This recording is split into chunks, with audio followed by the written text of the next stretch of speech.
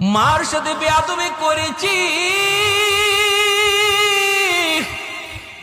মার সাথে বেয়াদবি করেছি, বউয়ের কোথায় মার গায়ে হাত উঠায় ফেলছি, নাউজুবিল্লাহ। যেই মা তোমার গায়ে হাত উঠেছি, মা হাও মাও করে কান্না করে আর করে, বাবা আজকে তুই বউয়ের কোথায় আমি মার গায়ে হাত উঠে দিলি, একবারও চিন্তা করলি না এই হাতটা মা চুমায়া চুমায়া বড় করছি। তোর বাবা নাই, জন্মের কিছুদিন পরে তোর বাবা মারা গেলেন, তোর মুখের দিকে তাকাইয়া জীবন যৌবন শেষ করে দিলাম, অন্যত্র বিয়ে বসলাম না।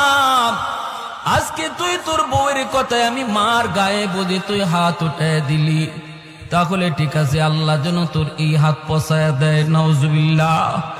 তুই যেন আমার জানাজার নামাজ পড়তে না পারো। যুবক বলতেছ, আল্লাহর ওলি, মা এই বদুয়া দেওয়া মাত্রই আমি টের পাইছি আমার পায়ের জমিন কাইপা উঠছে।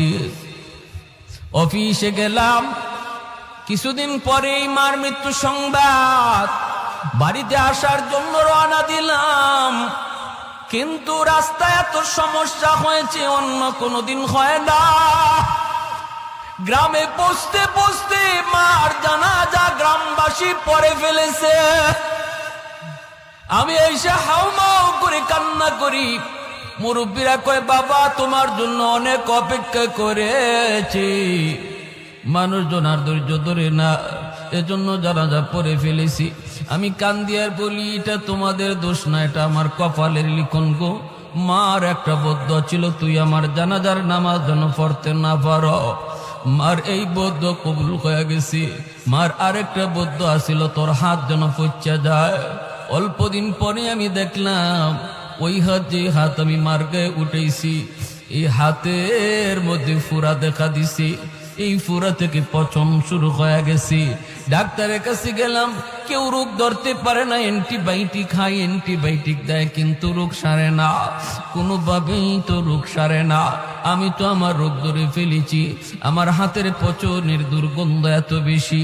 সুন্দরী বউ, যেই বউয়ের কারণে আমি মার গায়ে হাত তুলছিলাম, সেও আমারে সেইরা বাপের বাড়ি চলে গেছে। এলাকার মানুষ আমাকে বাড়ি থেকে বের করে দিয়েছে। আমি এখন রাস্তায় রাস্তায় ঘুরি, মসজিদে মসজিদে কান্না করি আর সেজদা দিই, হাতটা কাপড় দিয়ে পেঁচে রাখি যাতে মানুষ দুর্গন্ধ না পায়। গো আল্লাহর ওলি, আমার কি আল্লাহর কাছে কোনো মাফ আসেনি? আমি কি কোনো মাফ পাইমনি? মাফ পাইমনি? সমাজে এমন কত যুবক, মার সাথে তুমি বেয়াদবি করতেছ, বাবার সাথে তুমি বেয়াদবি করতেছ। আমার নবী কয়, রাদাল্লাহি ফি রাদাল ওয়ালিদাইন ওয়া সাকাতুর রাব্বি ফি সাকাতিল ওয়ালিদাইন। ওগো আল্লাহ, আমার আল্লাহ তার হাবিবকে ডাইকা কয়, বন্ধু তুমি কয়া দাও, যেই সন্তানের উপরে তার মা তার বাবা রাজি থাকে, আমি আল্লাহ তার উপর রাজি হইয়া যায়। আর যেই সন্তানের উপরে বাপ মা নারাজ, হজ কইরাও আমাকে রাজি করাতে পারবে না, তাহাজ্জুদ পড়াও রাজি করাতে পারবে না, মসজিদ বানায় দিয়েও আমাকে রাজি করাইতে পারবে না, যদি বাপ মা রাজি না থাকে। আর যদি বাপ মা রাজি থাকে, আল্লাহ বলে আমি রাজি হইয়া যাই। এজন্য রে যুবক, কার গায়ে হাত উঠাইতেছো, কারে বকা দিতেছো?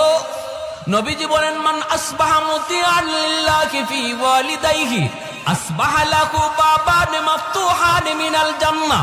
কোন সন্তান যদি রাতের বেলা মারে বাবারে খুশি কইরা ঘুমায়, মা তার উপরে খুশি, বাবা তার উপরে খুশি, ওই অবস্থায় যদি যুবক রাতের বেলা ঘুমায়, নবী বলেন সকাল হওয়া মাত্রই তার জন্য আল্লাহ পাক জান্নাতের 2টা দরজা খুলে দেন।